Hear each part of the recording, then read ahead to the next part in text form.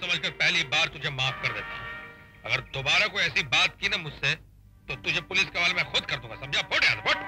अच्छी बात है मेरे बाप, अगर इरादा बदल जाए या मेरी जरूरत पड़े तो मेरे नए पते पे आ जाना, 21C पैलेस जुहू। मेरी दोस्ती में फायदा ही फायदा है, याद रखना। जाना। अरे सर्वश्री रघुनाथ जी। हाँ वकील साहब। क्या बात है यार, आज बहुत चमक रही हो। आज मैं अपना पहला केस जीत कर आई हूँ श्रीमान, और सेशन जज मिस्टर कृपाल सिंह ने मेरी इतनी तारीफ की कि सारे सीनियर वकील मेरे तरफ देखते रह गए। लेकिन सच पूछो तो जीत पर भी कुछ खास मजा नहीं आया। क्यों? क्योंकि घर का केस तो हारी बैठे हूँ ना। घर का केस? घर का कौन सा केस?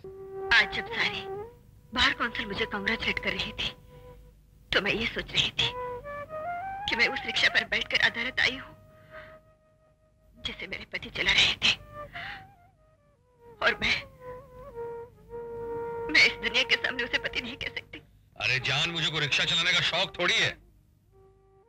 तुम तो जानती हो कि नौकरी के लिए अप्लाई करने के मामले में मैं वर्ल्ड रिकॉर्ड तोड़ चुका हूं, लेकिन मेरे पास असली क्वालिफिकेशन नहीं है ना, सिर्फ एमए पास हूं, फर्स्ट क्लास। So what? जहां जाता हूं लोग कहते हैं किसी के रिश्तेदार हो, किसी मंत्री की सिफारिश लेकर आए हो। मैं कहता हूं नहीं साहब, लेकिन मेरी डिग्री देखो ना। कहते हैं डिग्री का क्या करना है? ना तुम किसी के रिश्तेदार हो, ना ही किसी की सिफारिश लेकर आए हो, तो फिर खामखा हमारा टाइम बर्बाद करने क्यों चले आए? सीधी सी बात। अपने दिल में इतनी कड़वाहट न भरो जान, यही अन्याय तो हमारे समाज की आधारशिला है। देखो जान, जिस दिन तुम्हारे इस जान को गुस्सा आ गया ना, मैं समाज के ऐसी तैसी कर दूंगा। ऐसे तैसे नहीं की जाती, समाज को बदला जाता है। अच्छा थूक डालो कड़वाहट को। आज रात हम कहीं बाहर चलेंगे। आज नहीं। क्यों? आज कमाई बहुत थोड़ी हुई है। तो क्या हुआ, मेरे पास तो है। नहीं जान, नहीं, ऐसी बात नहीं, ऐसी बात नहीं। देखो मैं पढ़ा लिखा आदमी हूं, मैं पत्नी को पांव की जूती नहीं समझता, और ना ही मैं औरतों के काम करने के खिलाफ हूं, लेकिन हजारों बरस पुराने संस्कारों का क्या करूं? अभी सिर्फ हमारी सोच आजाद हुई है, लेकिन हमारा पूरा का पूरा व्यक्तित्व अभी तक संस्कारों के अधीन है। अगर मुझे एमए की डिग्री गाली नहीं लगती, अगर मुझे समाज में वो जगह मिल जाती जिस पर मेरा अधिकार है, तो मैं तुम्हारे पैसों से कतई नहीं समझता। लेकिन आज तुम्हारी कमाई का एक एक पैसा मुझे और मेरे अहम को चढ़ाता रहता है। Please don't misunderstand me, please. भाभी भाभी मुझे बहुत भूख लगी है। अरे मूंगीलाल, तुझे 4 फुट 5 इंच की भाभी दिखाई देगी, ये 6 फुट 2 इंच का बड़ा भाई दिखाई नहीं दिया है? सॉरी भैया, भूख लगी है भैया। और बहुत बहुत भूख लगी है मेरे भाई, जल्दी कुछ किया जाए। हाँ, आप लोग 10 मिनट बैठिए, मैं ऐसा खाना बनाऊंगी आप बाहर का खाना भूल जाएंगे। ऐसा? ऐसा। आओ जानी आओ, मैं तुम्हें ड्रॉप कर दूंगा। अरे भाई क्यों लड़कियों को छेड़ते हो? तो क्या मैं तुम्हें छेड़ूं, मेरी चंबक छल्ला? अच्छा तुम मुझे छेड़ोगे? बड़ी खुशी से मेरी जानी। कब छेड़ोगे राजा? अभी मेरी जान, आजा पीछे बैठ जा, तुझे अभी आइसक्रीम खिला के लाता हूँ। आजा, तू भी आजा ना। क्यों बे? अपने आप को?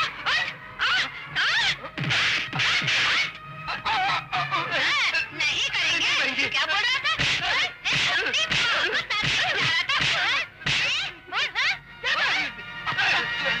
आइसक्रीम खिलाएंगे। खाली आइसक्रीम, ठंडे हो गए ना? उठो और जाकर अपनी माँ का दूध पियो, समझे?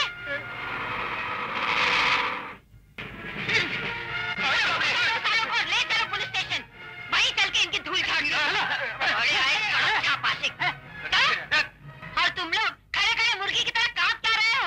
अरे ऐसे लोगों को तो निकालो जूता और मारो सालों के मुंह पर, फिर देखो कैसे दोबारा छेड़ते हैं। अरे जरा हिम्मत करो, हिम्मत।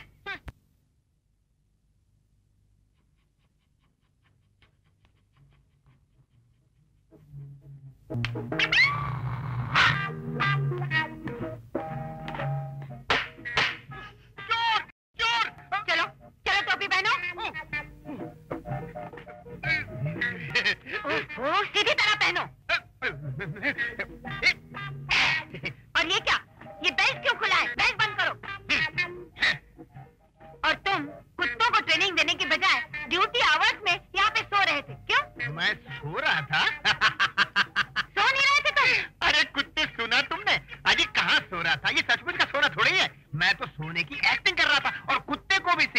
था कि कैसे नकली सोना चाहिए, चोर को झांसा देने के लिए। अरे भाई, जब चोर देखेगा कि कुत्ता सो रहा है तो वो खुले मन से चोरी करेगा ना। और जैसे ही वो चोरी करेगा, भैया हमारा कुत्ता लपक के उसको दबोच लेगा और सीधे चोर जेल में। ये हमारा फॉर्मूला 352। अरे गिनी बुक ऑफ रिकॉर्ड में ये फार्मूला छपेगा। स्कॉटलैंड यार्ड की कॉपी करेगा। तुम्हारा फॉर्मूला मेरे समझ के बाहर है। अरे इसी समझ से हमको एक शेर याद आया। समझ समझ का फेर है, समझ सके तो समझ और ना ही समझे तो ना समझ। हे भगवान, न जाने पिछले जन्म में मैंने कौन से पाप किए थे कि तुम्हारे साथ बंध गई। तुम मेरे पति बन गए। तुम बुरे कांस्टेबल भी हो और बुरे कवि। खबरदार, जो हमारी शेरो शायरी की बुराई करी वो दिन भूल गई जब हमारी शेरो शायरी सुनकर हम पर फिदा हो गई थी। हमसे इशक किया था, हम तो शादी कर ली। अरे उस वक्त तो हम बराबर बराबर के कांस्टेबल ही थे। वो बात ठीक है कि तुम समझदार निकली, प्रमोशन हो गई और हॉट कांस्टेबल हो गई। इसका मतलब हम खराब कवि हो गए। अरे हम तो कहते हैं कि थोड़ी अक्ल इस्तेमाल करो, थोड़ी मेहनत करो कि तुम्हारी भी प्रमोशन हो। चलो अभी जल्दी से कुत्तों को ट्रेन करो। हाँ, हम ऐसे सारे कुत्तों को ट्रेन करेंगे कि उनको छठी का दूध याद आ जाएगा। और तुम भी घर पहुंचो, हम डंडा लेकर आ रहे हैं। तुमको भी ट्रेन करेंगे। प्रमोशन प्रमोशन, रात दिन प्रमोशन। ये लो।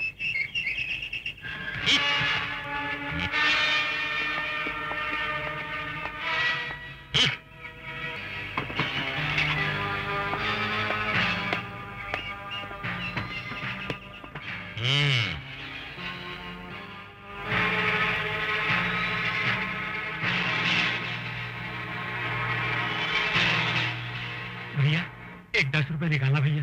काहे के लिए? हबीब लोहा के वास्ते। नबे आया भैया। माफ करना दादा।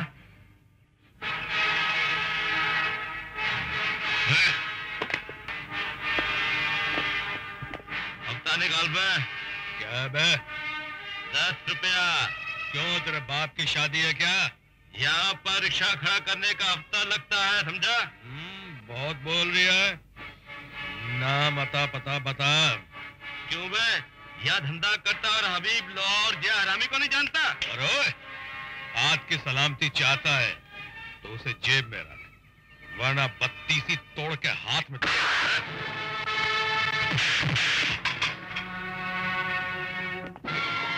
तुझे देख लूंगा। अबे जा जा, चमनलाल मूंगीलाल के औलाद, चल फट। भैया वाह वाह वाह, मजा आ गया। देखो, तुम्हें रिक्शा चलाना है तो या तो ठीक से लड़ना सीखो या चुपचाप हफ्ता दो। अरे भाई, तुम दिन रात मेरे रिक्शा चलाने के पीछे क्यों पड़ी रहती? कहा ना कि मैं अपने संस्कारों से मजबूर हूं। कुछ नहीं करूंगा तो टूट जाऊंगा। रिक्शा चलाता हूं तो मेरा पसीना मेरे अंदर की धधकती हुई आग को धीमी आंच देता रहता है कि समाज ने तुम्हारे साथ बड़ा अन्याय किया है और भगवान ने भी कुछ अच्छा सलूक नहीं किया। काश तुम्हें किसी मंत्री या उप मंत्री की बेटी बना देते तो उनकी भगवानी में क्या कमी हो जाती। हमें अन्याय के इस कीचड़ में रेंग रेंग कर जीने वाला केचुआ बनने की क्या जरूरत है? खैर छोड़ो, तुम शॉपिंग के लिए कह रही थी ना, चलो शॉपिंग करा देते। शॉपिंग कहाँ जा रही है? शॉपिंग कल करेंगे। हाँ, काल करें सो आज करें, आज करें सो अब तुम जल्दी से तैयार हो जाओ, मैं रिक्शा निकालता हूं। एक बात बताओ, ये रिक्शा निकालने के नाम पे तुम मुझे इतना घूर के क्यों देखती है? अगर मैं मोटर गाड़ी निकालने की बात करता तब भी क्या तुम मुझे इतना घूर के देखती? अरे रिक्शा चलाने के नाम पे शर्मा तो मैं क्यों शर्माऊं? शर्माए साला वो समाज, शर्माए वो यूनिवर्सिटी जिसने मुझे डिग्री दी है। हम और तुम क्यों शर्मा? हाँ, चलो जल्दी से तैयार हो जाओ, मैं रिक्शा निकालता हूं। बस ये पैक कर दीजिए। अच्छा मैडम। बस अब सुनील के लिए कुछ ले ले। हाँ। एक्सक्यूज मी जी, इस बच्चे के लिए कुछ ड्रेसेस। ये देखिए और ये भी देखिए। हाँ, ये 3 दे दीजिए। अच्छा, बस 3? जी। आपके ड्राइवर के लिए क्या दूं? वो मेरा ड्राइवर नहीं, मेरे पति हैं। I am sorry. नहीं, सॉरी की कोई जरूरत नहीं। दरअसल मेरी कटी फटी शक्ल है ना, इतनी घटिया है कि आपने मुझे ड्राइवर समझा। कई लोग तो मुझे मेम साहब का नौकर तक समझ लेते हैं। कोई बात, आइए देवी जी, चलिए।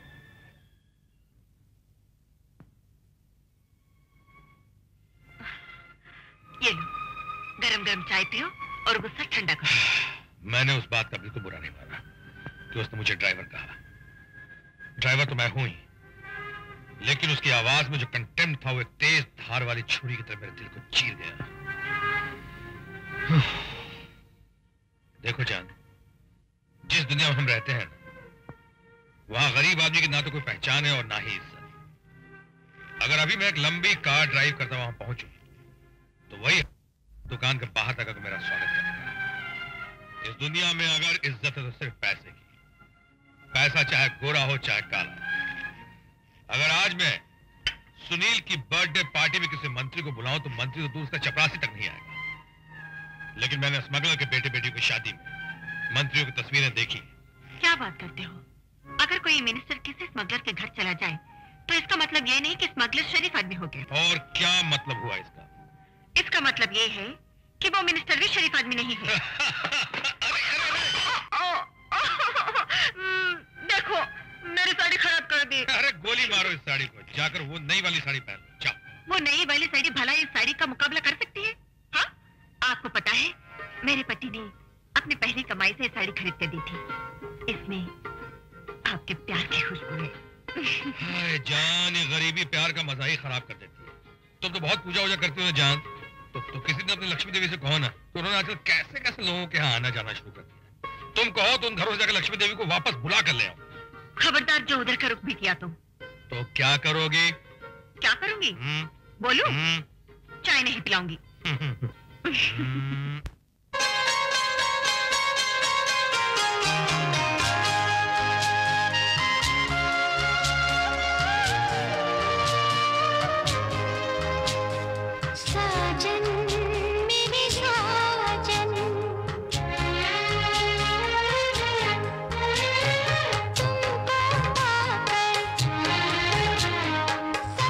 छुपाया तुमको पाकर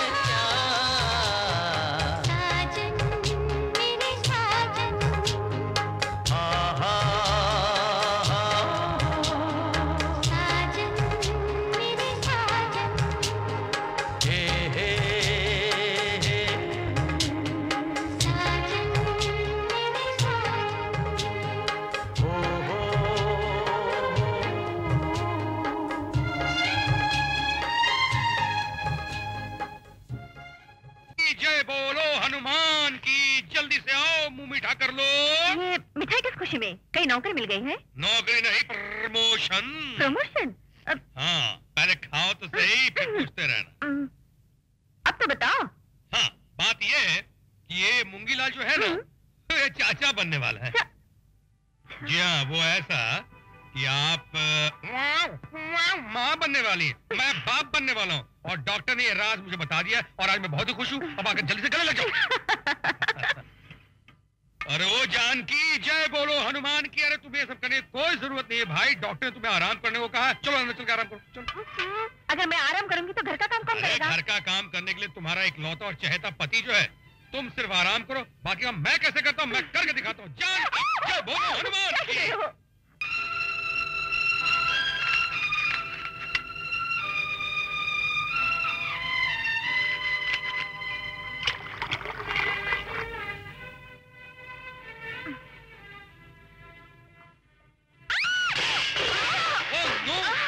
जानकी, क्या हुआ?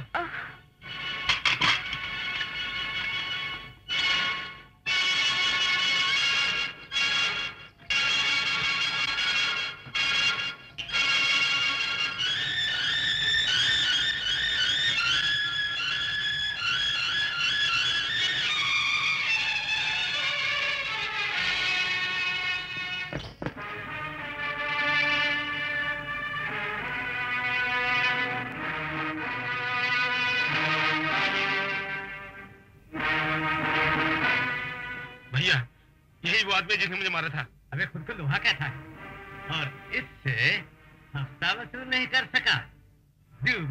मेरी पत्नी की तबीयत ठीक नहीं है, उसे अस्पताल पहुंचाना है। अबे ये रास्ता अस्पताल नहीं, कब्रिस्तान को जाता है।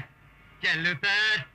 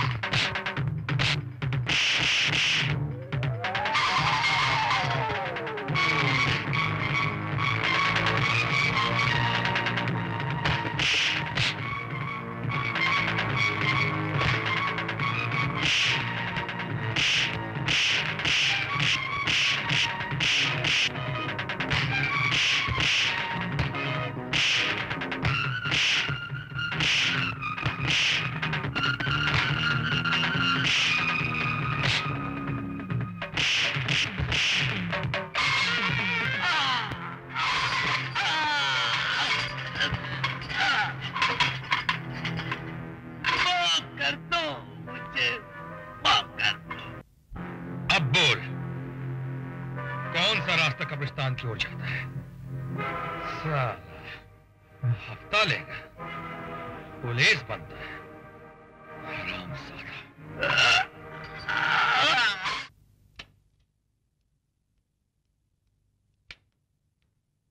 डॉक्टर साहिबा, जानकी मिसकैरेज हुआ है, आपकी बीवी की जान खतरे में है। अगर आप ये दवाइयाँ जल्दी से ले आए तो बेहतर होगा, लेकिन जल्दी कीजिएगा वरना खतरा बढ़ जाएगा। जी। 250 रुपए। क्या 250 रुपए? सर मेरी वाइफ की तबीयत बहुत खराब है, अगर ये दवाई उसे न मिली तो। दवा देने से मैं कब इनकार कर रहा हूँ, दाम दो और दवा ले लो। भाई साहब मेरी बीवी की तबीयत बहुत ही खराब है, अगर ये दवाई उसे वक्त पर ना मिली। दवा की दुकान पर लोग तभी आते हैं जब कोई बीमार पड़ता है। सॉरी, मैं उधार नहीं दूंगा। भाई साहब मैं आपसे विनती करता हूँ, मेरी वाइफ की तबीयत बहुत ही खराब है। देखो मिस्टर, तुम्हारी वाइफ जिए या मरे, मैं उधार नहीं दूंगा, समझे?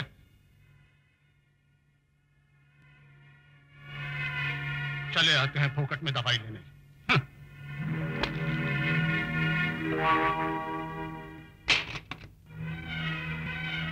अरे रघु, तुम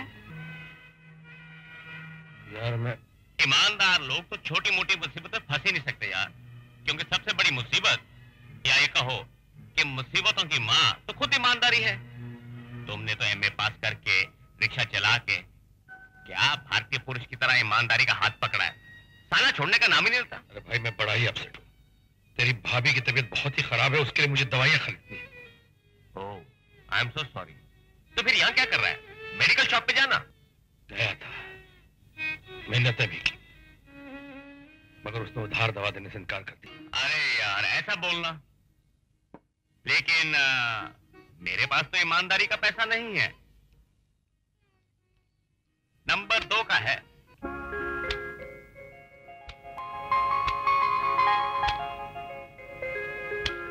देख, तेरी भाभी की जान नंबर 2 की नहीं है।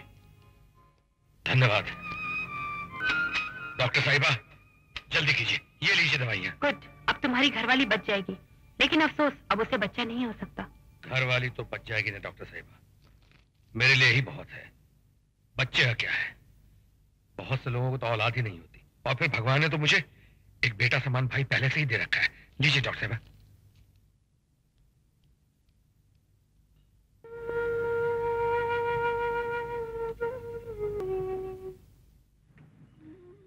जानकी, ए जानकी, जानकी, ये लो, पी लो। नहीं, वो जी नहीं करता। सुनो, मैं तुम्हारा दुख समझता हूं, लेकिन होनी को कौन टाल सकता है।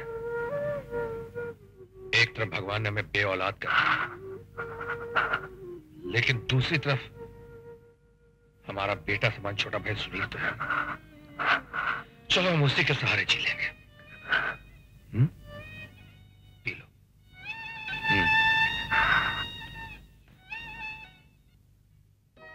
भाभी भाभी, प्रोग्रेस रिपोर्ट पे साइन कर दीजिए। Very good, first rank.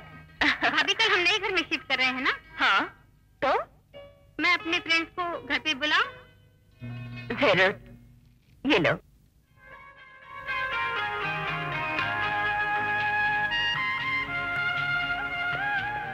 अरे आप अभी तक काम पर नहीं गए भैया? हम काम पे गए या नहीं गए, आप अभी तक घर पे क्या कर रहे हैं? स्कूल का टाइम हो गया, चलिए स्कूल जाइए। नमस्कार रघुनाथ बाबू। आइए Munshi ji. Good morning uncle. Good morning बेटी। देखो, तंत्रनाथ मिश्रा जी की बेटी भी आगे तैयार होके, तुम लोगों के स्कूल जाने का वक्त हो गया है, फौरन निकलो। चलो रश्मि। सच कहता हूँ साहब, आप तो तकदीर लिखवा कर लाए हैं, बिना हाथ पैर हिला ही सब कुछ मिल जाता है। जुबान बहुत लंबी हो गई है आपकी तंत्रनाथ मिश्रा जी, अपनी औकात पे रहा। नमस्ते मैडम। नमस्ते। मुंशी जी, चंद्रमुखी वर्सेस कालीचरण की फाइल रखी है ना? ये भी कोई पूछने की बात है? उस केस की तो आज तारीख है। वैसे मैं घर से हर फाइल लेकर निकलता हूँ। अच्छा, रघु, तुम्हारे क्या प्रोग्राम है? कुछ नहीं। अच्छा, मैं चलती हूँ। Take care of yourself.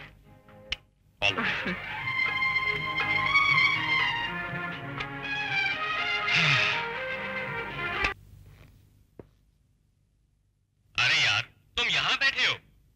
तो आपको भी मेरा इस तरह से घर में बैठना अच्छा नहीं लगता?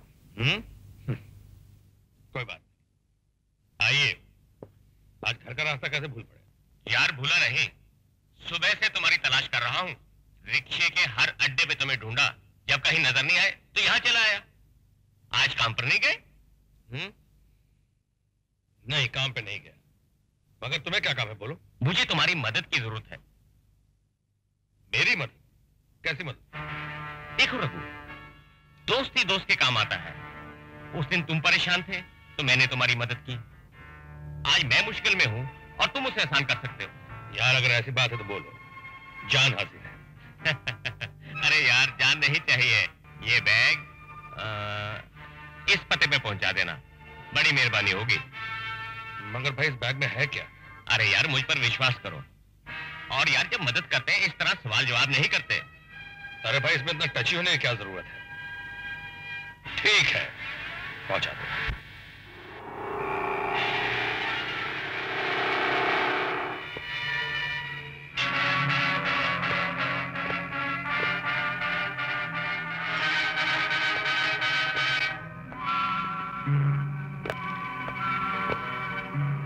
रास्ता क्यों रोका हुआ तुम लोगों ने? बैग इधर ला पहले। माल? ओहो, माल चाहिए? हाँ, शाबाश। क्यों, तेरे बाप का माल है? मैं दे दूं? अरे माल निकाल, माल। अरे भाई चल दूर हट, मैं इनकी तरफ भटकियों को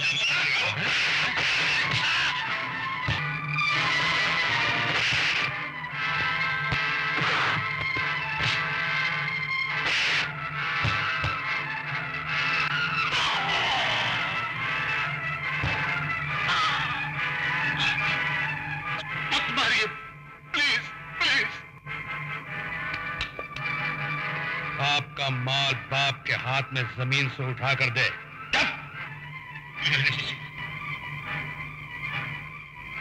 साला विदेशी टकला। हाय रब्बा। एक्सक्यूज मी मैडम, हमने थोड़ी पी रखी है। हाँ, मगर तुम अब तक सोई नहीं।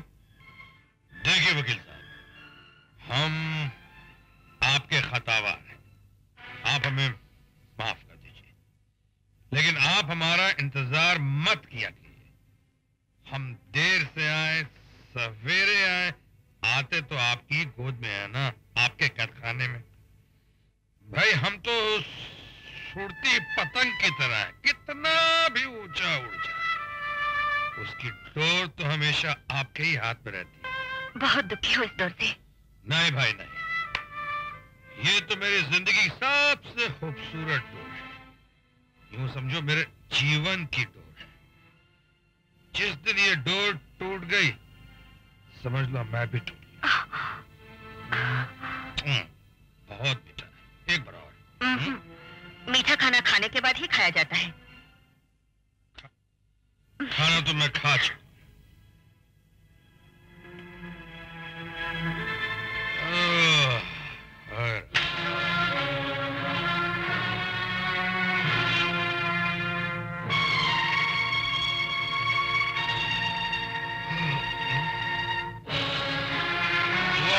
बचपन का दोस्त मिल गया था, जो आज बहुत बड़ा बिजनेसमैन बन गया है। कौन है वो दोस्त? अरे वो त्रिपाठी मेरे साथ स्कूल में पढ़ता था, लेकिन आज उसका स्वभाव बिल्कुल नहीं बदला। आज के जमाने में ऐसे दोस्त कहाँ मिलते हैं? हाँ, कहाँ मिलते हैं? दावत भी खिलाते हैं, दारू पिलाते हैं और नोट भी देते हैं। अरे भाई ये नोट उसने नहीं दिए हैं, ये तो मैंने रात भर के लिए मांगे हैं। क्यों? सिर्फ ये देखने के लिए कि जब माल जेब में हो तो नींद कैसी आती है। अभी ये रुपए त्रिपाठी को दे दो। क्यों? मांगे की नींद सोने से क्या फायदा? हाँ, मेहनत करते हो तो इतनी गहरी नींद सोते हो कि करवट तक नहीं लेते। तुम्हें इन नींद की गोलियों की जरूरत नहीं है। समझो। क्या समझे? यही कि तुम नहीं चाहती कि मेरे पास पैसा हो। अगर मेरे पास पैसे हो गए, इसका मतलब है तुम्हारा इस घर में डिमोशन हो जाएगा। तुम्हारा वो मधुबनी वाला मुंशी जी, क्या नाम है उसका? हाँ, तंत्रनाथ मिश्रा, वो मेरा अपमान नहीं कर सके। दुकानदार को तुम्हें ये कहने की जरूरत नहीं पड़ेगी, मैडम अपने ड्राइवर के लिए भी कुछ खरीद लीजिए। और तुम्हें उस दुकानदार को ये कहने की आवश्यकता नहीं पड़ेगी कि ये मेरा ड्राइवर नहीं हस्बैंड है। ऐ शाबाश, उस दुकानदार ने उस दिन घर वालों से जाकर कितनी तुम्हारी तारीफ की होगी कि भाई पत्नी हो तो जान की देवी एडवोकेट जैसी। भरी दुकान में बेझिझक कह दिया कि ये आदमी मेरा ड्राइवर नहीं है, हस्बैंड है। नमस्कार।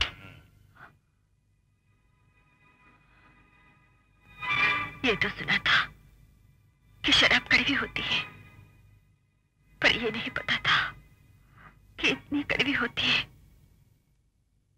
पीने वाले की आवाज को भी कड़वा कर देती है।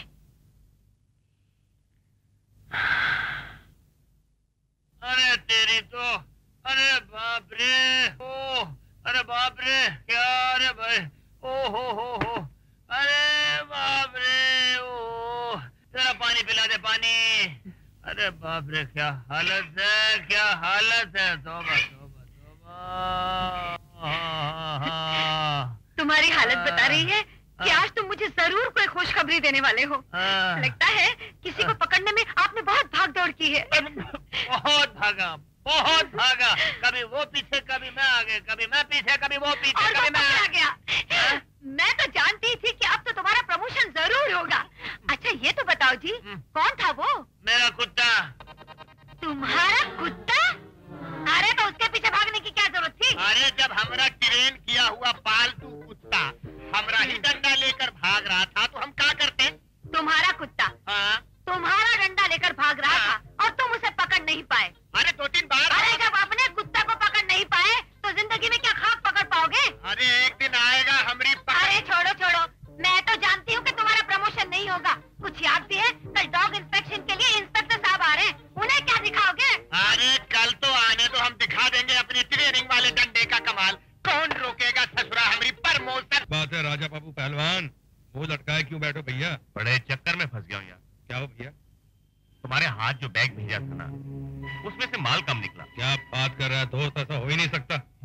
वो तो मैं भी जानता हूँ, मगर अरे अगर मगर कुछ नहीं तो सही सामान रखने में कुछ भूल हो गई होगी। अरे भैया वो कहावत नहीं सुनी, खेत खाए गधा और मार खाए चुलाहा। बॉस लोगों की गलती भी हमारे माथे पड़ती है। वो सोचता है कि सामान मैंने चुराया है। तेरा बॉस पहले नंबर का पागल है। साला कल चोरी का शक मुझ पे भी आ सकता है ना, क्योंकि सामान तो मैंने दिया था। एक काम कर, मैं तेरे साथ चलता हूँ। बोल कहाँ चलना और कब चलना, बोल। किसी न किसी ने तो चोरी की है और माल क्या हवा खा गई। मुझे सिर्फ मनोहर पर नहीं दूसरों पर भी शक है और जब तक असली चोर का पता नहीं चल जाता मुझे हर आदमी पर शक रहेगा। तुम लोगों की खोजबीन का क्या नतीजा निकला? Hi dad. हाय। आओ बेटे आओ। कुछ पता चला? डैड, मेरे ख्याल में ये मनोहर की हरकत है। तुम लोग जाओ। Okay boss. तुम्हारा ख्याल गलत भी हो सकता है बेटे, क्योंकि मनोहर इतना बेवकूफ नहीं है कि जो माल उसे डिलीवर करने के लिए सौंप दिया गया हो उसी में से चोरी करके अपनी जान का दुश्मन बने। तो क्या मैंने चोरी की है? शाबाश शाबाश, गुड थिंकिंग। देखो बेटे, मैंने खुद माल तुम्हें दिया, तुमने वही माल मनोहर को दिया, इसलिए चोरी उसने नहीं की, तुमने की है। Am I right? शाबाश शाबाश। यही तो परेशानी है, लेकिन सब जानते हैं कि चोरी हुई है। किसी न किसी को तो मौत की सजा देनी ही पड़ेगी, वरना लोग समझेंगे कि हम ढीले पड़ गए हैं।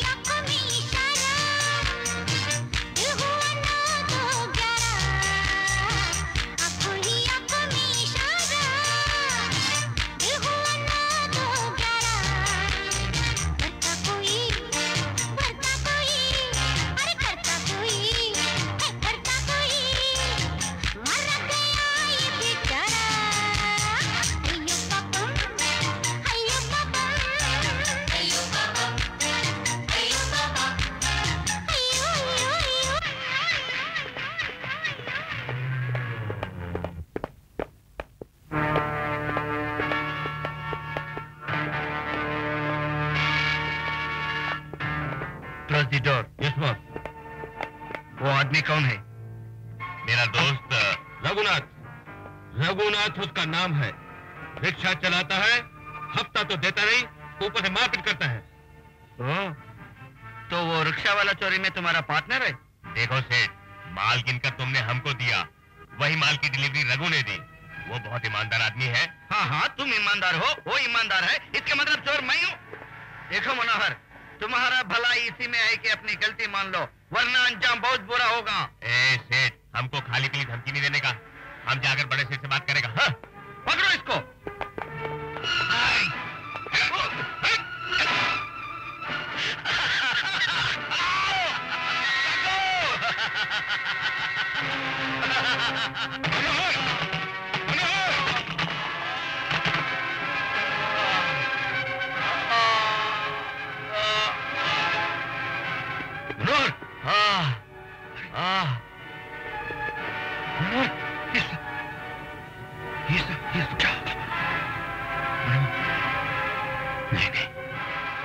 योर ऑनर, मुलजिम सुरेंद्र लाल इस शहर के नहीं बल्कि देश के बाइज्जत बिजनेसमैन दर्शन लाल का बेटा है।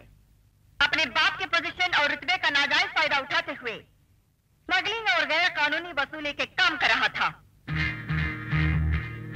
इसने सोचा कि अपने बाप की हिफाजत और उसके साये में रहते हुए इस देश के कानून को अपनी जेब में डालकर कोई भी गुनाह कर सकता है, यहां तक कि कत्ल भी। योर ऑनर, सरकार गवाहों से यह साबित करेगी कि सुरेंद्र लाल ने ही राम मनोहर का कत्ल किया और रंगे हाथों पकड़ा गया। और यह साबित करने के बाद सरकार मुलजिम के लिए फांसी की सजा की मांग करेगी, ताकि ऐसे दूसरे सुरेंद्र लाल ऐसा सोचने की कभी जरूरत ना कर सके। That's all, Your Honor. I object, Your Honor. Objection sustained. You can proceed. सरकारी वकील ने ठोस सबूत और गवाहों को अदालत में पेश किए बगैर ही एक शरीफ और इज्जतदार इंसान को ना ही सिर्फ कातिल करार दिया है, बल्कि उसके लिए कड़ी सजा की मांग भी की है, जो कानूनी गलत है। सरकारी वकील का काम मुजरिम के जुर्म को साबित करना है और उसको सजा देना अदालत का काम है। That's all, Your Honor. The court is adjourned till tomorrow 10:30.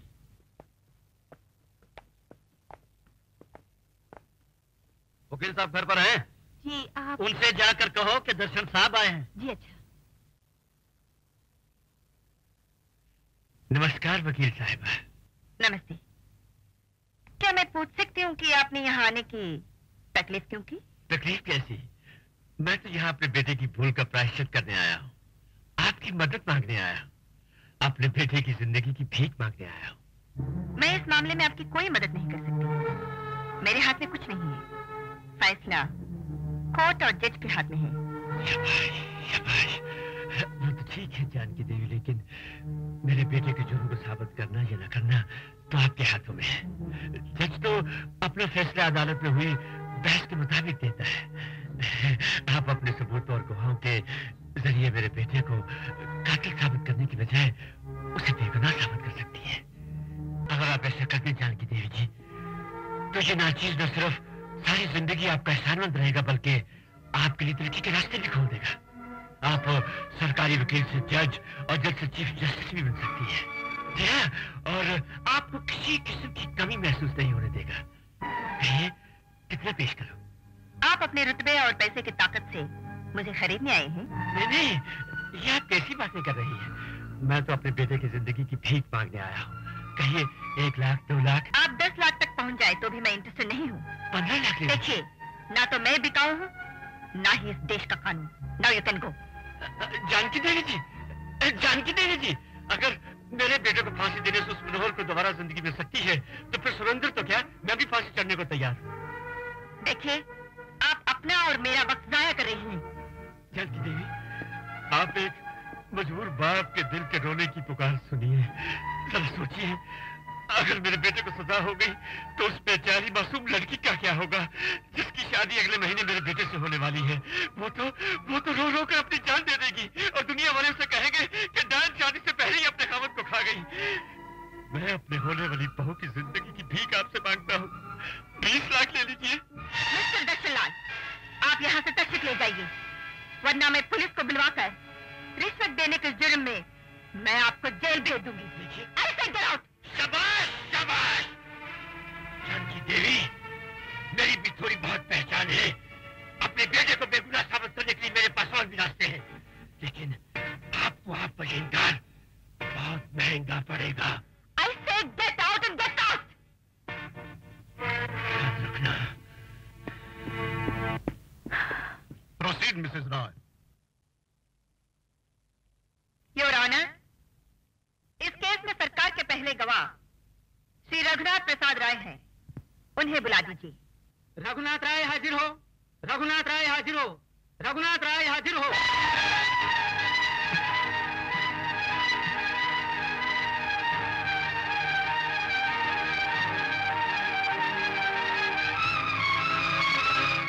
आपका नाम क्या है? तुम्हें मेरा नाम नहीं मालूम है? जो पूछा जाए उसका जवाब दीजिए। अरे आपका नाम क्या है? रघुनाथ प्रसाद राय। क्या काम करते हैं? जी पहले रिक्शा चलाता था, आजकल बेकार हूँ आपके दया से। 12 मार्च की शाम, आपको याद है? जी हम तो कोई बात भूलते ही नहीं, यही खराबी है। गुड। तो फिर उस कत्ल की चश्मदीद कहानी सुनाइए जो आपके सामने हुआ था। कौन सा कत्ल? कैसा कत्ल? मिस्टर रघुनाथ राय। वकील साहिबा, हम कसम खा चुके हैं कि हम जो कहेंगे सच कहेंगे और सच के सिवा कुछ नहीं कहेंगे। तो आपका ये केस जिताने के लिए हम झूठ कैसे बोल देंगे? पहले ये बताइए कत्ल हुआ किसका? हमें कुछ पता होगा तब ना हम कुछ बताएंगे।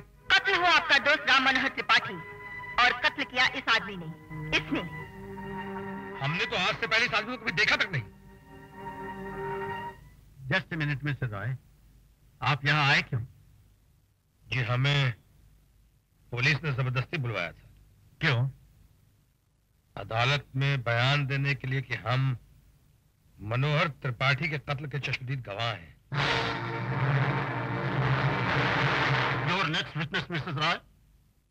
योर ऑनर, सरकारी गवाह के हॉस्टेल हो जाने की वजह से केस में नए कॉम्प्लिकेशन पैदा हो गए हैं, इसलिए मैं केस को मुलतवी करने की प्रार्थना करती हूँ। मुझे इस बात पर एतराज है योर ऑनर। सरकार के पास सिर्फ एक ही गवाह था जो टूट चुका है। इसका मतलब है कि सुरेंद्रलाल के खिलाफ कोई केस ही नहीं है। इसलिए मैं दरखास्त करूंगा कि सुरेंद्रलाल का केस डिसमिस किया जाए और उसकी बाइज्जत रिहाई का ऑर्डर पास किया जाए। That's all your honour. Your honour, case अभी खत्म नहीं हुआ। मैं गवाह से कुछ सवाल पूछना चाहती हूँ। Permission granted. Thank you your honour. Mister Raghunath Prasad Rai, फिर आ गई, कहिए। आप 12 मार्च को कहाँ थे? जी मैं मयूरी नाइट क्लब में बेवड़ा पीने गया था। खाना खाने गया था। वहाँ आप किसके साथ गए थे? अरे किसके साथ जाएंगे भाई, अकेला गया था। मकतूल राम मनोहर का आप जानते हैं? जी नहीं, बिल्कुल नहीं जानता जी। कत्ल होने के बाद आप क्लब में थे? जी नहीं, हम खाना खा के सीधे घर लौट आए। कैसे लौटे?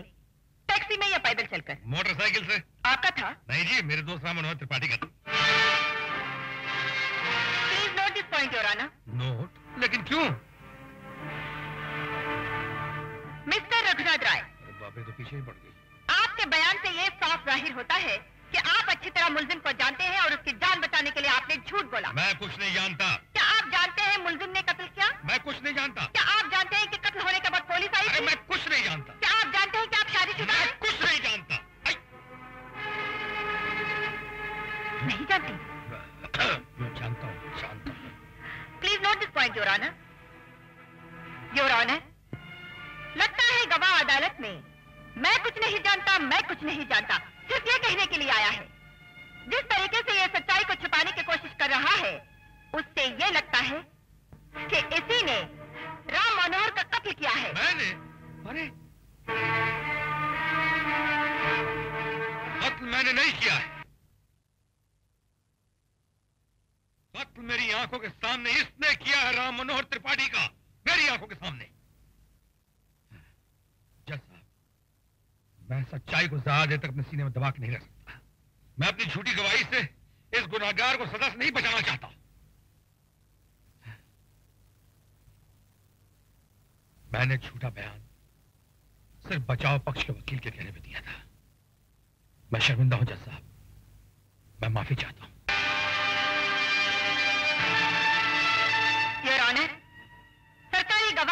के लालच में आकर अपना जमीर बेच दिया और अदालत में झूठ बोला। इसलिए मैं रघुनाथ राय से ज्यादा गुनाहगार दर्शन लाल को मानती हूँ, जिसने अपने बेटे की जान बचाने के लिए रघुनाथ राय की किसी मजबूरी का फायदा उठाते हुए उसे खरीद लिया और अदालत में झूठा बयान देने के लिए मजबूर किया।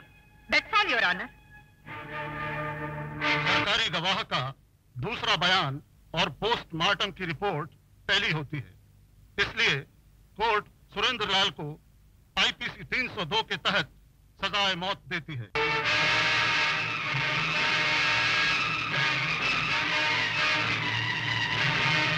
और रघुनाथ को वार्न करती है कि अगर दोबारा ऐसी गलती की तो कोर्ट उन्हें माफ नहीं करेगी।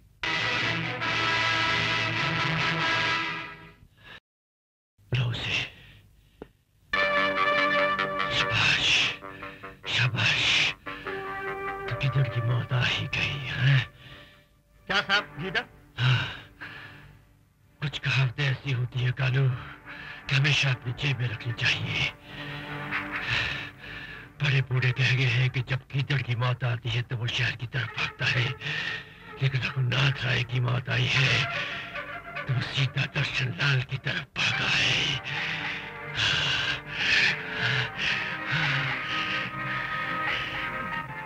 आओ रघुनाथ, आओ। सेठ साहब, मैं माफी चाहता हूं सेठ साहब। मैं आपके बेटे को फांसी से नहीं बचा सका। आपसे मैंने रुपए तो ले लिए, लेकिन मेरी आत्मा, मेरे जमीन ने मुझे झूठी गवाही देने की इजाजत नहीं दी, इसलिए मैं आपके पैसे लौटाने आया। रख लीजिए इसे। शाबाश, शाबाश। ये दुनिया भले एक ईमानदार आदमी की कदर न करे, लेकिन मैं ईमानदार आदमी को दोनों हाथों से पकड़ लेता हूं। बेटे के मरने के बाद मैं इस दुनिया में अकेला रह गया हूं रघुनाथ। अब मुझे तुम जैसे ईमानदार आदमी की जरूरत है रघुनाथ।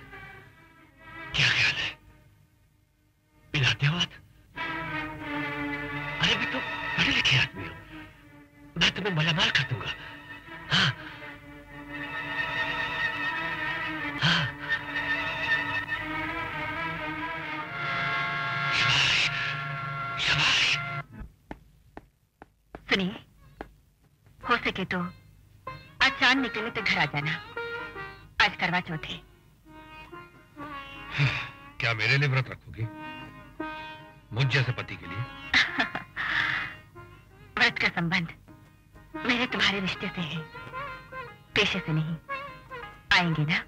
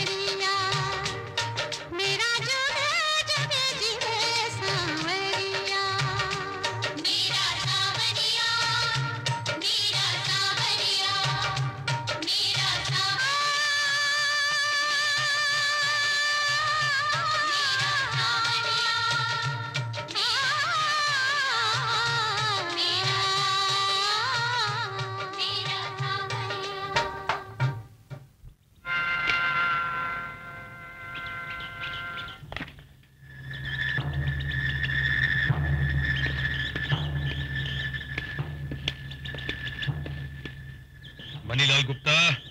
जी हाँ। बोर्ड नंबर 10 लाख और 1। बोर्ड तो ठीक है। Thank you.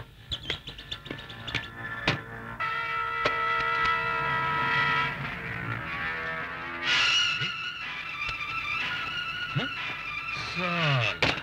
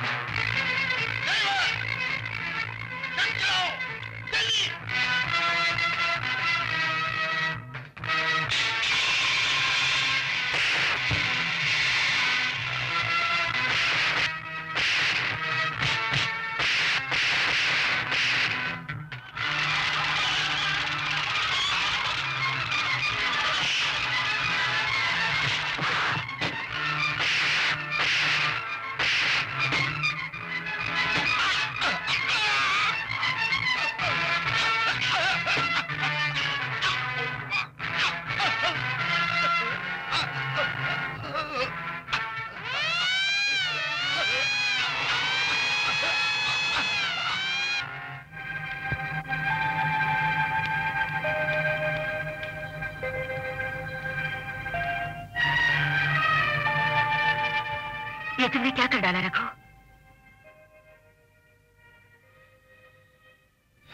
अगर एक सरकारी वकील मुजरिम से यह सवाल कर रहा है तो मैं कोई जवाब नहीं देना चाहता। रखो, मैं सरकारी वकील की हैसियत से नहीं, एक पत्नी के नाते आई हो। मैं सिर्फ तुम्हें इतना ही बताना चाहती हूँ कि जिस रास्ते पर तुम चल पड़े थे वो सीधा यहाँ तक आता है। मैं जानता हूँ। देखो रघु, अगर तुम मुझे सब कुछ सच सच बता दो तो शायद तुम्हारी मदद कर सकूं।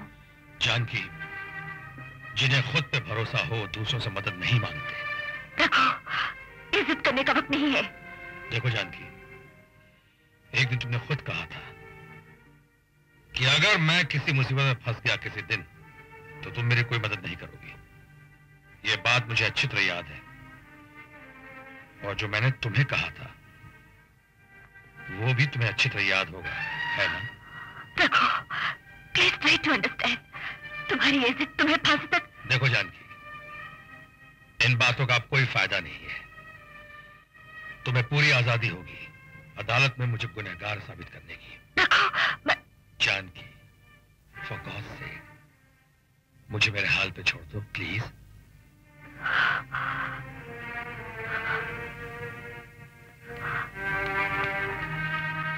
नहीं कानून नहीं, रघुनाथ को इस मर्डर के लिए फांसी नहीं लगनी चाहिए। कुछ भी करो, लेकिन उसे उस कार कोठरी से निकालकर यहाँ मेरे पास लेकर आओ।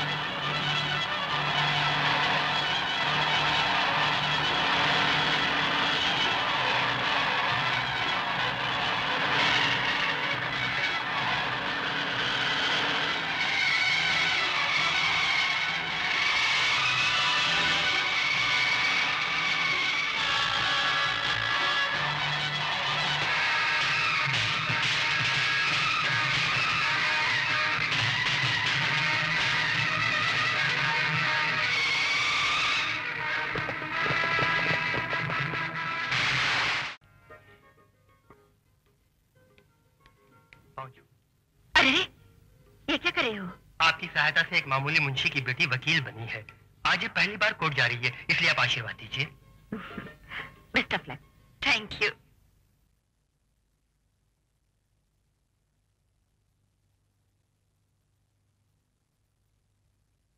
अदालत की कार्रवाई शुरू की जाए। योर ऑनर, मुलजिम सहदेव बाबू भेड़ की खाल में एक भेड़िया है। एक मिनिस्टर का बेटा होने के नाते इसने अपनी पोजीशन का नाजायज तौर पर फायदा उठाया है। गरीबों और जरूरतमंद लोगों तक पहुंचने वाली चीजों को इसने ब्लैक मार्केट में बेचकर लाखों रुपए कमाए हैं। देश के कायदे कानून को बच्चों का खिलौना समझकर उनसे खेला है। ईमानदार सरकारी अफसरों को अपनी उंगली पर नचाया है। अपनी पोजीशन और ताकत बनाए रखने के लिए मुलजिम ने रामपुर में कौमी दंगे कराए, जिनमें 20 बेगुनाह लोगों का और 4 पुलिस अफसरों का खून बहा। मैं अदालत से दरख्वास्त करती हूँ, ये सब नजर में रखते हुए मुलजिम को सख्त से सख्त सजा दी जाए। ये अदालत वकील इस्तिगासा से पूरी तरह सहमत है। न सिर्फ मुलजिम सहदेव बाबू ने सरकार को धोखा दिया है, बल्कि जनता को भी लुटा है। और चूंकि इस पर लगाए गए सब इल्जाम साबित हो चुके हैं, इसलिए अदालत मुलजिम सहदेव बाबू को 7 साल की सख्त सजा देती है। मुबारक हो रश्मि। थैंक यू बाबा, मैं ये केस जीत गई हूँ। बेटी भगवान की दया और जानकी देवी के आशीर्वाद से तुम्हारी जीत निश्चित थी। आंटी। पहली जीत मुबारक हो रेशमी। Thank you aunty. आंटी, वो सुनील नहीं आया? लगता है वो मेरी जीत में शामिल नहीं होना चाहता। अभी तो पुलिस ऑफिसर बन गए ना, कहीं काम में फंस गया होगा।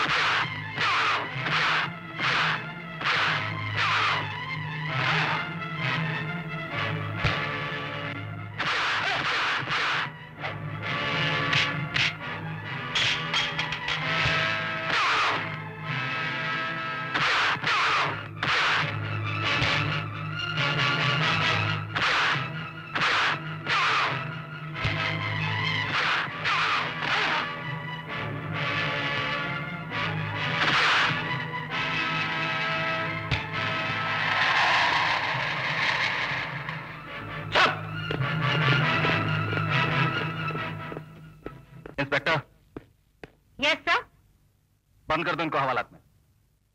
हवलदार आया जी। हथकड़ी लगा दीजिए। 20 साल की पुलिस की नौकरी में आज तक एक भी मुजरिम नहीं पकड़ पाए, पर इतनी तो अक्ल रखो कि हथकड़ी किसे पहनानी चाहिए। कमान जी। अरे अबे चल बैठ। अरे चल तू अही रावण, हवालात में निपटता हूँ।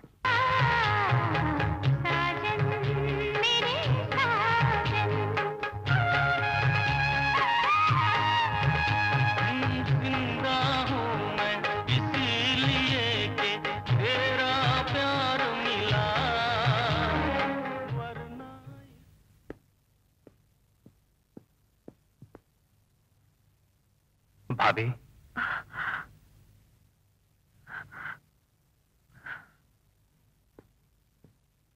क्या भैया को याद करना नहीं छोड़ेंगी? चलो खाना खा लो। नहीं भाभी, खाना नहीं खाऊंगा। क्यों? खा के आए हो? जी नहीं, पर आप तो जानती हैं आपको इस हाल में देखकर मेरी भूख मर जाती है। क्या हो, तुम्हें याद नहीं आती? आते हैं, पर मैं उन्हें अपने जहन से बाहर निकालकर अपने दिल का दरवाजा बंद कर लेता हूँ। सुनिए, अपने भैया के बारे में ऐसे बातें कर रही हो?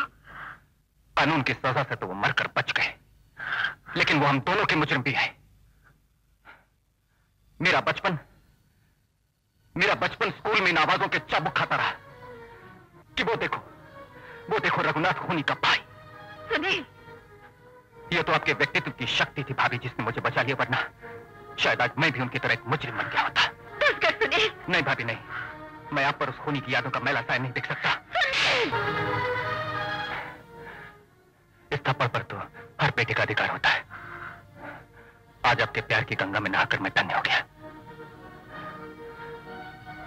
मुझे मेरी माँ याद नहीं, मैंने तो सदा आप ही में अपनी माँ का रूप देखा है। जो आपसे भाभी होती तो शायद मैं भैया को माफ कर देता, लेकिन जिस आदमी ने मेरी माँ को दुख पहुंचाया उसे मैं कभी माफ नहीं कर सकता। ऐसा न कहो सुनील, ऐसा न कहो। क्यों न कहूं ऐसा? जब तक वो जिंदा थे उन्होंने आपको कोई सुख नहीं दिया, और अब मरने के इतने बरस बाद भी उनकी आत्मा, उनकी याद प्रेत बनकर आपसे चिमटी हुई है।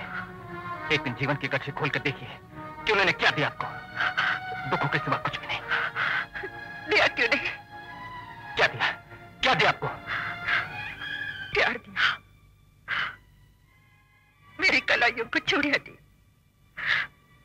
मेरे माथे को बिंदिया दी, मेरी मां को सिंदूर दिया। मेरी मजबूरी समझो सुनील,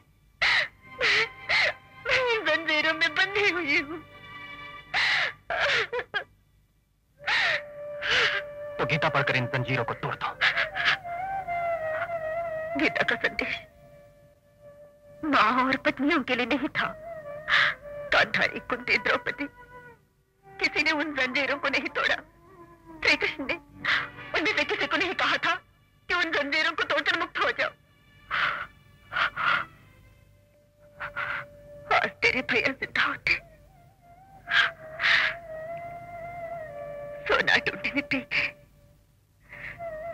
सोना कर गए थे। सोना मिला ना पे मिले, रबा हो गए केस। भाभी,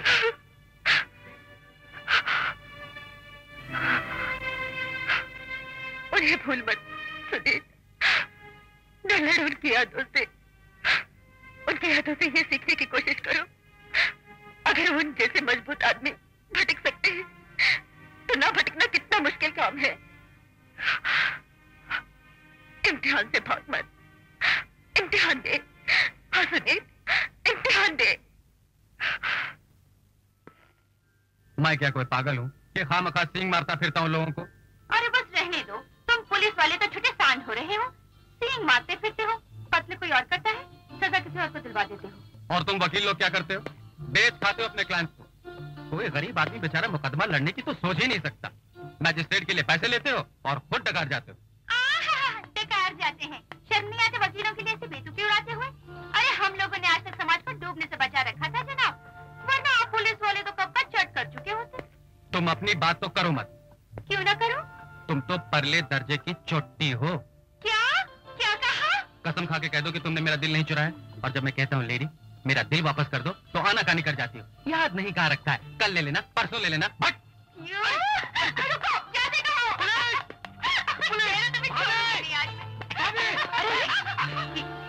ये क्या हो रहा है? हाँ वो बताओ ना, कहाँ गए?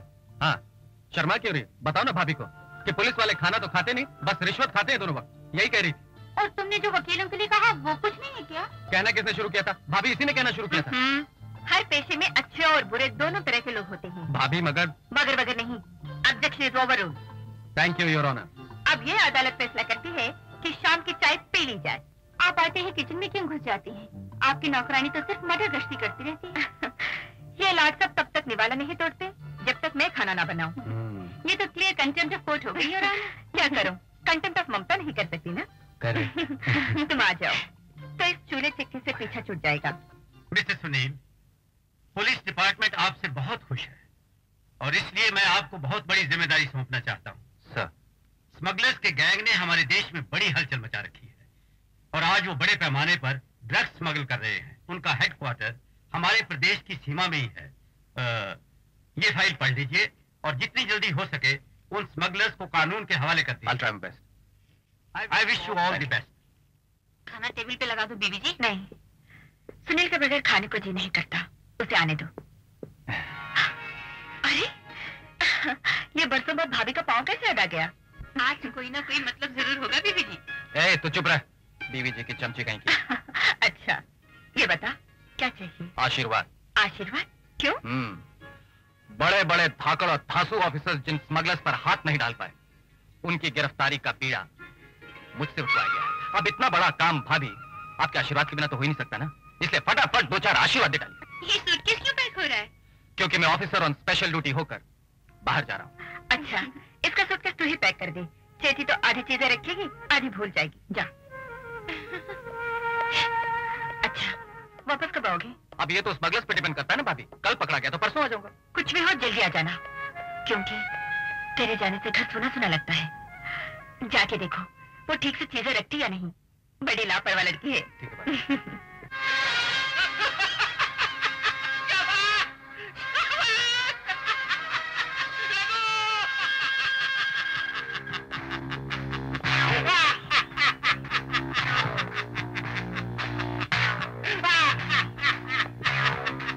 क्या बात है सेठ साहब, किस पे इतना हंस रहे हैं? इस चूहे पर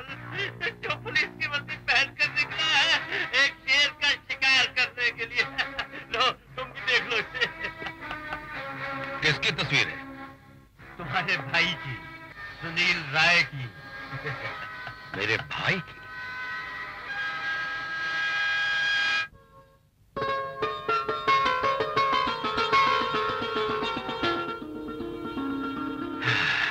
जब ये छोटा था तो इतना सा था, आज ही इतना बड़ा हो गया और मैंने इसे बढ़ते हुए देखा भी नहीं। वक्त कैसे बीत जाता है सेठ साहब। और गौर से देखो रघुनाथ इसे, क्योंकि ये तुम्हें पकड़ने आ रहा है। हाँ, जब ये इतना बड़ा हो गया सेठ साहब, तो मेरी जान की तो सोना ढूंढन पी गए, सूना कर गए देश, सोना मिला न पी मिले, रूपा हो गए केस। शाबाश, शाबाश। अरे भाई कमाल है, तुम अभी तक उसकी यादों को अपने सीने में समेटे हुए हो और वो शायद तुम्हें याद भी नहीं करती होगी। ऐसा क्यों कह रहे हैं सेठ साहब? मैं ठीक कह रहा हूं रघुनाथ। भूल गए वो दिन जिस दिन तुम्हारी नकली मौत हुई थी। तुमने खुद आकर मुझे बताया था और तुम्हारा बताया वो एक एक शब्द मेरे दिमाग में पत्थर की लकीर की तरह फुट चुका है। उस रात के अंधेरे में जब तुम छुपते छुपाते अपने घर पहुंचे थे, तो तुम्हारी बीवी जानकी देवी एडवोकेट कुछ पत्रकारों से बातचीत कर रही थी।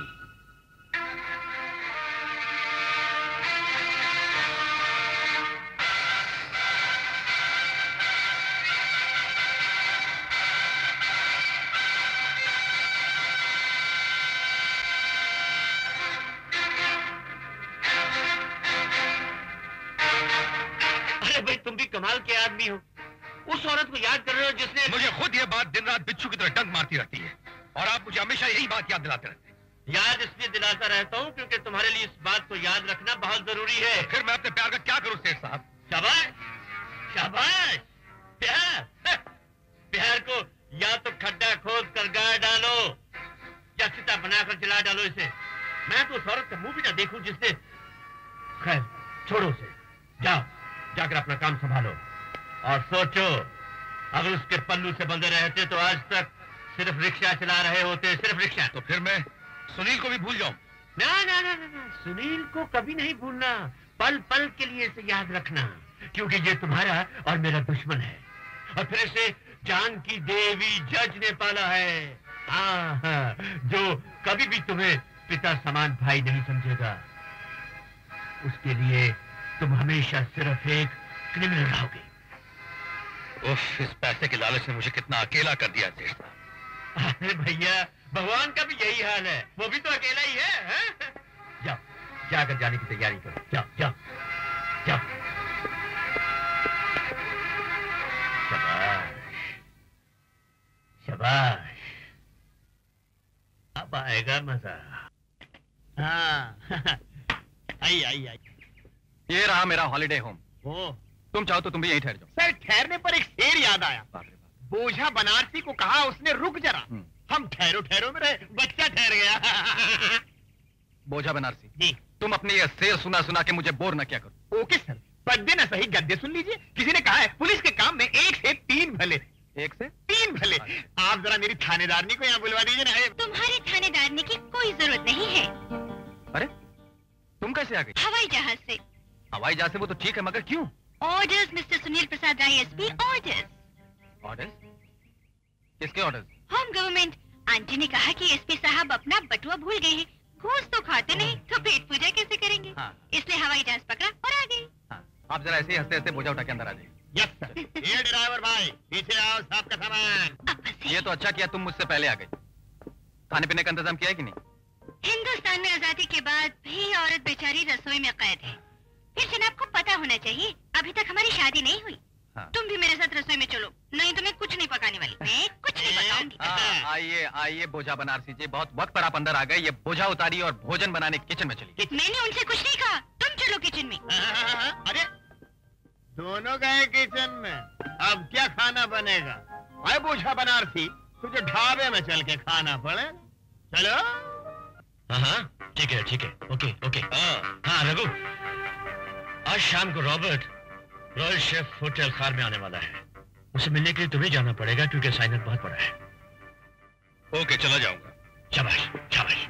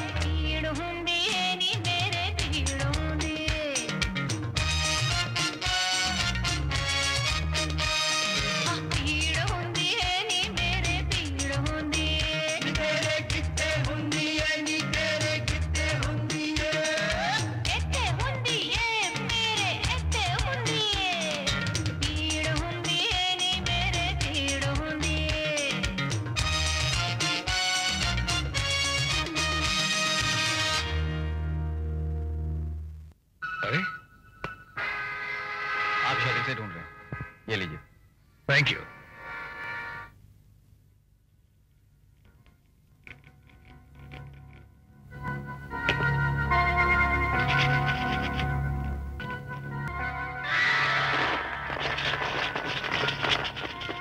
देखो रघुनाथ, मैं फिर से तुम्हें कहता हूं कि मान जाओ तुमने अपने भाई की प्रमोशन के लिए मेरा माल पकड़वाया है। क्यों मान जाओ? मेरा जीवन आपकी ताश की गड्डी का हुक्म का गुलाम नहीं है कि आप जिस हाथ चाहे उस हाथ फेंक दें। ये सही है कि आज इस धंधे में मैं आपकी वजह से हूं, लेकिन इसका यह मतलब नहीं है कि मैं आपका गुलाम हूं। ये तो मैं उस सड़े हुए और झूठे समाज से बदला ले रहा हूं जिसने मुझे इज्जत के साथ जीने का अधिकार नहीं दिया। इस कर्म क्षेत्र में एक तरफ मैं हूं और दूसरी तरफ सुनील है। जिस तरह अर्जुन को मारने के लिए तैयार नहीं था सेठ साहब, उसी तरह मैं सुनील को मारने के लिए तैयार नहीं हूं। लेकिन जिस तरह भीष्म धृतराष्ट्र की सहायता के लिए वचनबद्ध था, उसी तरह मैं आपकी सहायता के लिए वचनबद्ध हूं। अगर सुनील की गोली आपकी तरफ आई तो उसे आगे बढ़कर मैं अपने सीने पर रोक लूंगा, लेकिन इसका यह मतलब हरगिज नहीं कि आप मुझ पे इल्जाम लगाएं, क्योंकि मैं इसका बुरा भी मान सकता हूं। और उस दिन से डरिए सेठ साहब, जिस दिन मैं इन बातों का बुरा मानना शुरू कर दूंगा। शाबाश शाबाश। अरे भाई तुम तो छोटी छोटी बातों का बुरा मान जाते हो। अरे भाई 80 लाख के हीरे पकड़े गए हैं, 2 लाख की बात होती तो मैं सुटाल जाता। इस बात का तो मुझे भी दुख है सेठ साहब। तो फिर कोई तरकीब सोचो ना। तुम तो जानते हो कि मेरा दिल कितना कमजोर है, मैं इतना बड़ा धक्का बर्दाश्त नहीं कर सकता। हाँ। हाँ। एक तरकीब है, वो तंत्रनाथ की बेटी है ना, अरे भाई क्या नाम है उसका, अच्छा वाला नाम है, अरे वही जिसका चक्कर सुनील के साथ है। हम एक काम करते, हम उस लड़की को उठवा लेते और फिर सुनील से कहते हैं हमारा माल वापस कर दो, हम तुम्हें तुम्हारे माल वापस कर देंगे। उस लड़की के लिए ऐसा मत कहो सेठ साहब, उस लड़की से मेरे भाई सुनील की शादी होने वाली है। शाबाश शाबाश। अरे भाई अभी भी तो तुम गोली को फेर देने की बात कर रहे थे और अब रिश्तेदारी की बात क्या दिलवा रहे हो। हम उस लड़की को खा जाने वाले थोड़े ही हैं, माल वापस मिलती उसे हम इज्जत से लौटा देंगे। नहीं, हरगिज नहीं। इन्हीं लोगों ने ले साहब, हम तुमको भाई साहब लगते हैं, पुलिस की वर्दी पहन के चले आते। अरे हमारा नाम गिनी बुक ऑफ रिकॉर्ड में पढ़ लेते, दुनिया के सबसे सीनियर कांस्टेबल हैं, सैल्यूट करो। अरे कुछ और कह देते, इंस्पेक्टर कह देते, एसपी कह देते, कमिश्नर कह देते तो हमारी तबीयत खुश हो जाती। भाई साहब कहा, पागल कहा, मजनू कहा, दीवाना कहा, मगर मुंह से जालिम के सही बात न निकली। अब तक छी छी छी, क्या बात है? आईजी साहब, मैं तो बस ये पूछ रहा था क्या रश्मि जी घर पे हैं? अरे भाई, जब आईजीपी साहब कहा है तो 2-4 बातें और करो, मजा आएगा। नहीं, वैसे रश्मि जी से क्या काम है? एएसपी साहब ने रश्मि जी के लिए फूल भेजे हैं। अच्छा, तो भाई एक काम करो, खुद ही घंटी बजा कर दे आओ ना, कारण कि हम बहुत जल्दी वहाँ बहुत बिजी हैं। क्या एएसपी साहब ने भेजे? सुनील ने भेजे हैं।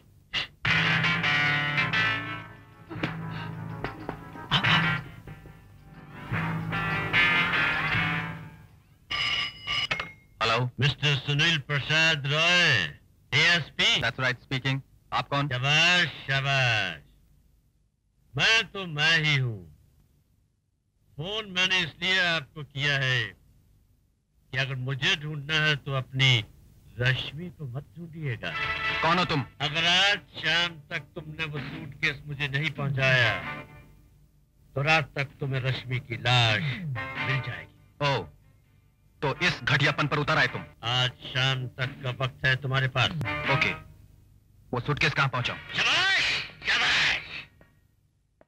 एक गाड़ी तुम्हारे घर के बाहर खड़ी है जिसका नंबर है MRZ 258। तुम्हारा वो गधा भोजा बनारसी सूटकेस लेकर गाड़ी में बैठेगा, गाड़ी को स्टार्ट करेगा और फिर टेप रिकॉर्डर को ऑन करेगा। बाकी सब बातें उसे उस टेप के जरिए मालूम हो जाएंगी। लेकिन एक बात का खास तौर से ख्याल रखना, अगर जरा भी सियाना बनने की कोशिश की तुमने तो रश्मि की जान जाएगी। हाँ।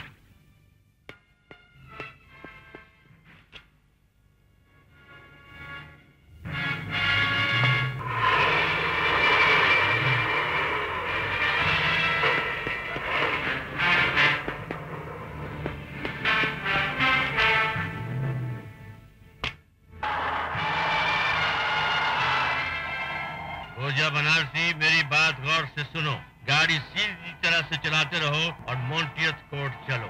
वहां पहुंचते ही तुम्हें एक कार नंबर MRZ 2535 मिलेगी। तुम सूटकेस लेकर उस कार में बैठ जाना, बाकी आगे की बातें तुम्हें उस कार के टेप रिकॉर्डर से मालूम होगी।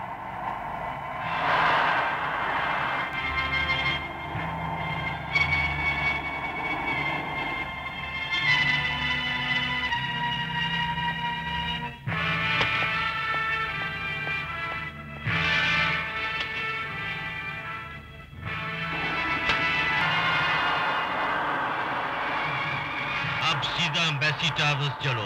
तुम्हारी पिछली सीट पर एक वैसा ही सूटकेस रखा है जैसा तुम्हारे पास है। अपना सूटकेस वहां रखकर उस सूटकेस को उठा लेना और एम्बेसी टावर्स पहुंचकर तुम्हें वहां पर एक कार नंबर MRZ2593 मिलेगी। जो सूटकेस अब तुम्हारे पास है उसे लेकर उस कार में बैठ जाओ और अटलांटिक होटल चलो। वहां के रीगल स्वीट में रश्मि मिलेगी।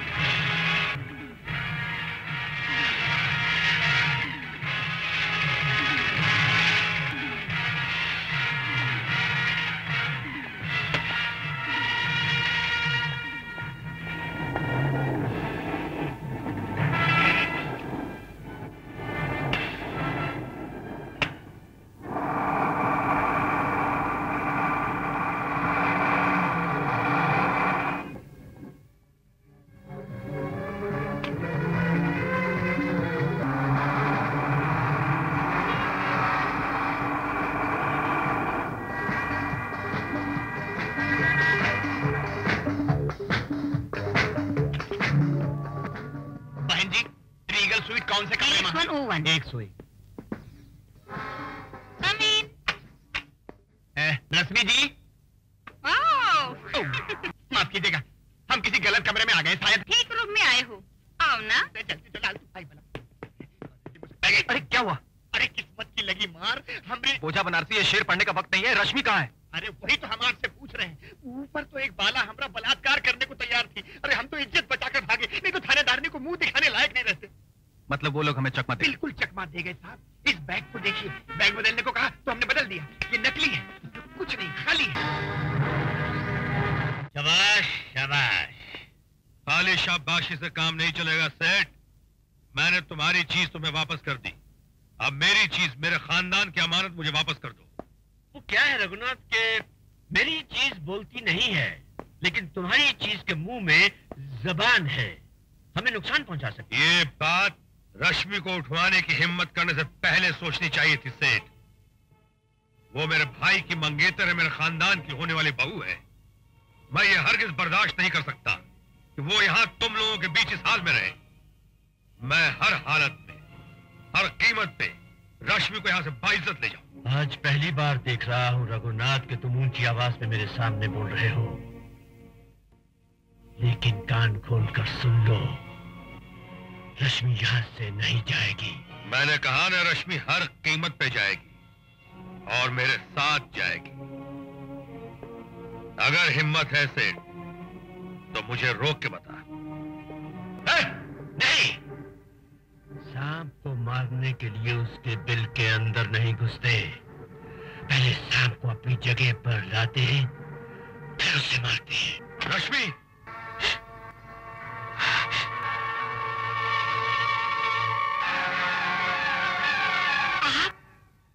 ये एक लंबी कहानी है रश्मि, मैं तुम्हें फिर सुनाऊंगा। अभी निकल चलो, जल्दी करो, चलो।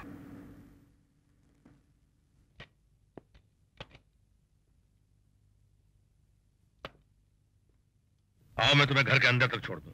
अगर सुनील ने आपको यहाँ देख लिया तो वो आपको अरेस्ट कर लेगा। आप अंदर न आए तो अच्छा होगा। देखो, सुनील अगर घर पे ना हुआ तो सेठ के आदमी तुम्हें परेशान कर सकते हैं, और अगर सुनील घर पे हुआ तो तुम फिक्र ना करो, मैं उसे समझा दूंगा। वो ये नहीं समझेगा। नहीं समझेगा तो देखा जाएगा, लेकिन मैं तुम्हें अकेला नहीं छोड़ सकता। आओ।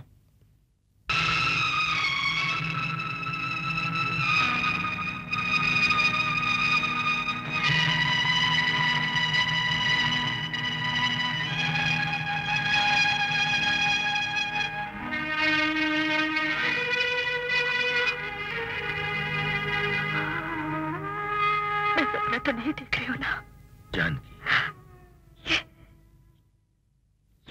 ये तुम्हें हो ना? इस दुनिया में एक पुरुष है, वो है सजन हमारा। चांद कभी भरे नजर न देखो, चांद कभी भरे नजर न देखो, कान जरा। पता है, जिस धूप का मजहब पे धुल गई थी, उसी धूप से और मेरे दिल के आंगन का कोना कोना भर गया है। मैं तुम्हारी जान के थोड़ी मर गई थी। मैं तो न्याय और कानून के मेज पर रखी हुई कांच की मूर्ति बनकर रह गई थी। और तुम्हारे स्पर्श ने कांच का वो खोल तोड़कर मुझे फिर से जिंदा कर दिया।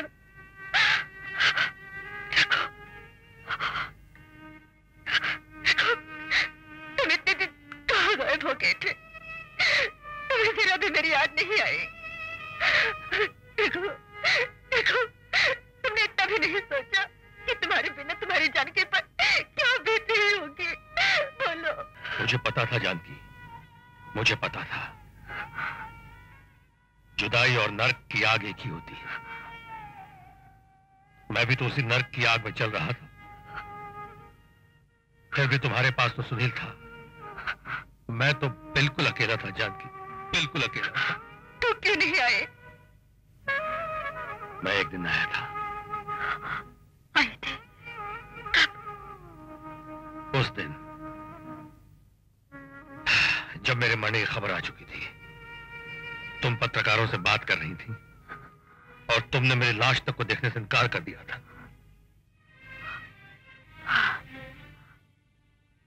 याद आया,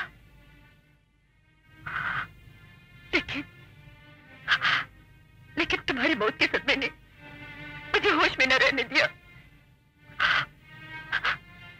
न जाने उस दिन मैं क्या क्या कह गई,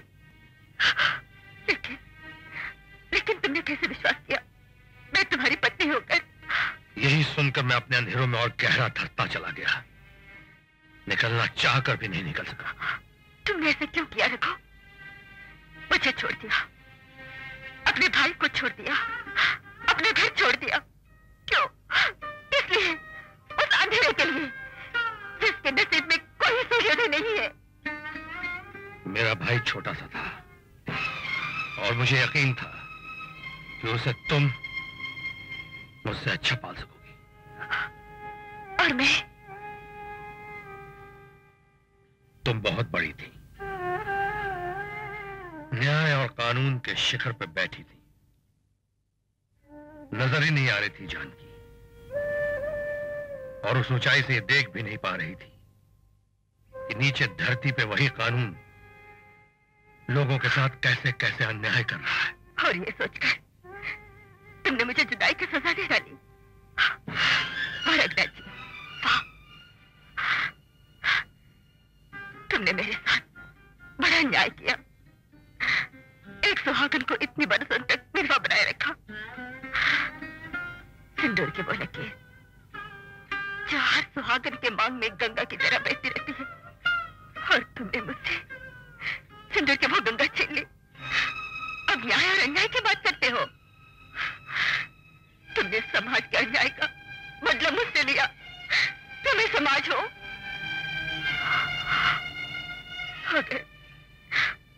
अगर सुनील को पाना ना होता तो मैं कब की मर गई होती। ऐसा मत कहो जानकी, ऐसा मत कहो जानकी, यही जानकी।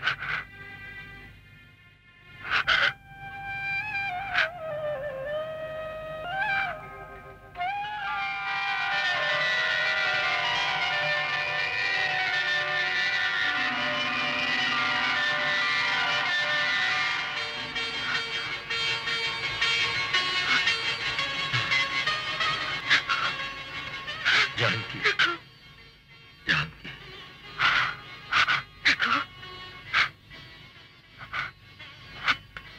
अब जाओगे तो नहीं ना?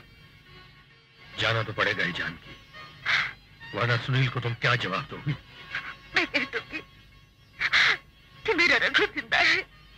और अगर उसने ये कहा कि तुमने जिंदा रघु को कानून के हवाले क्यों नहीं किया, तो क्या कहोगी? मैं कहूंगी कानून ने जिस रघु को मुर्दा करार दिया है, पहले उसे जिंदा तो करे। Mister Raghunath Prasad Rai, Sunil, you are under arrest. Sunil, तेरे भैया इतने दिनों बाद घर आए हैं। कर्मयुद्ध में कोई किसी का रिश्तेदार नहीं होता भाभी। पुलिस स्टेशन चलिए, come on. I am sorry, मगर इसके अलावा मेरे पास और कोई रास्ता नहीं है। But legally he is dead. That's up to the law to decide. नहीं, बधाई हो जान, बधाई हो। क्या पाला है तुमने मेरे भाई को, क्या पाला है। चलो सुनील, मुझे पुलिस स्टेशन लेकर चलो, चलो।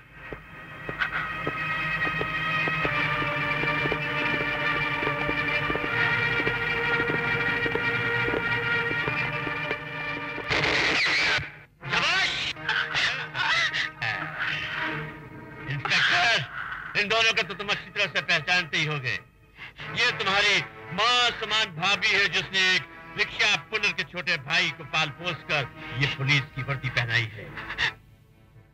और ये रेशमी तुम्हारी क्या होने वाली है ये तुम अच्छी तरह से जानते। तुम चाहते क्या हो? बस यही कि रघुनाथ मेरा खास आदमी है, मेरे सारे राज जानता है। इसे भला मैं तुम्हारे साथ कैसे जाने दूं? हाँ, अगर जज जानकी और रश्मि की जिंदगी चाहिए तो इसे रहा कर दो। सेठ, मैं गिरफ्तारी नहीं हूं तो मुझे रिहा कैसे करेंगे? मैंने खुद अपने आप को कानून के हवाले किया है ताकि मेरी सजा मेरी आत्मा पे चढ़े पापों के मैल को साफ कर सके। शाबाश, वाह! इतने सालों तक मेरा नमक खाने के बाद उसकी कीमत नमक हरामी करके चुकाना चाहते हो? सरकारी गवाह बन के चुकाना चाहते हो? मुझे जेल भिजवा कर चुकाना चाहते हो? बड़े बेवकूफ हो तुम रघु। और तुम खबरदार, इंस्पेक्टर अगर हिलने की कोशिश की तो याद रखो मेरे आदमियों के पास भी हथियार हैं। और तुम इंस्पेक्टर, अगर तुम इन दोनों की जिंदगी चाहते हो तो तुम्हें कीमत देनी होगी। रघुनाथ को मेरे हवाले करो, उसके बाद मैंने छोड़ दूंगा। नहीं सुने, तुम अपना फर्ज अदा करो। इतने दिनों बाद मेरे पति और तुम्हारे भाई ने गुनाहों के दलदल से निकलकर कानून और न्याय का साथ देने का फैसला किया है। मेरी ये जीत मेरी जिंदगी से ज्यादा है और कानून की ये जीत के लिए मैं 1000 बार मरने को भी तैयार हूँ। इतनी आसानी से तुम्हें थोड़ा ही मारूंगा जज जानकी। फिर अपने आदमियों से कहूंगा, अपने केस में क्या बताऊं कि अपने आदमी से क्या कहूंगा। तुम खुद ही सोच लो कि तुम अपनी आंखों के सामने ये सारा तमाशा देख सकोगे। हाँ, ठीक है सेठ, तुम इन लोगों को छोड़ दो, मैं तुम्हारे साथ चलने को तैयार। शाबाश शाबाश। अब ऊंट आया पहाड़ के नीचे। इंस्पेक्टर, पहले अपनी रिवॉल्वर फेंको और फिर रघु को आजाद करो। कमान, हरी अप, जल्दी करो, मेरा वक्त बहुत कीमती है। कमान।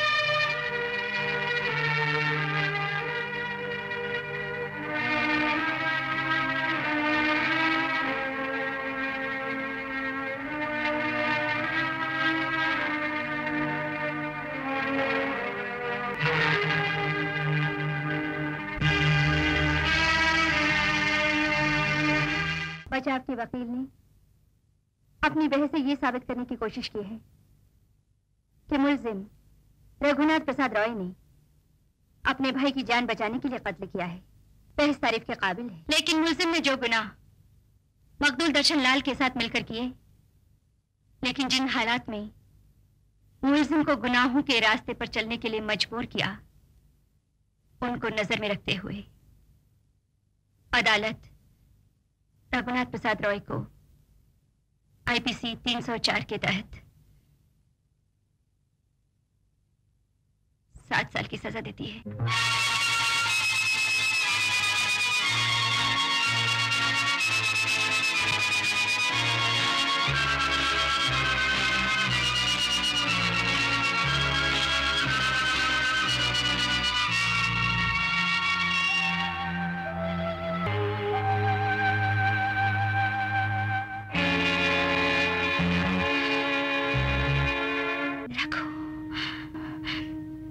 मुझे अफसोस है कि जज होने के नाते अपने फर्ज के हाथों मजबूर होकर मैंने तुम्हें ये सजा सुनाई, लेकिन तुम्हारी पत्नी होने के नाते मैं तुमसे माफी मांग रही हूँ। मुझे माफ कर दो। कैसी बातें कर रही हो जानकी? मुझे हर हाल में तुम पे नाज है। वैसे भी मुझे अपने गुनाहों की सजा मिलनी बहुत ही जरूरी थी। जो भी हुआ उसे एक भयानक सपना समझ के भूल जाओ। 7 साल की तो बात है, बस देखते देखते यूं ही 7 दिनों में निकल जाएंगे। 7 साल तो क्या, 7 जन्म तक भी मैं तुम्हारा इंतजार करूंगी। रघु।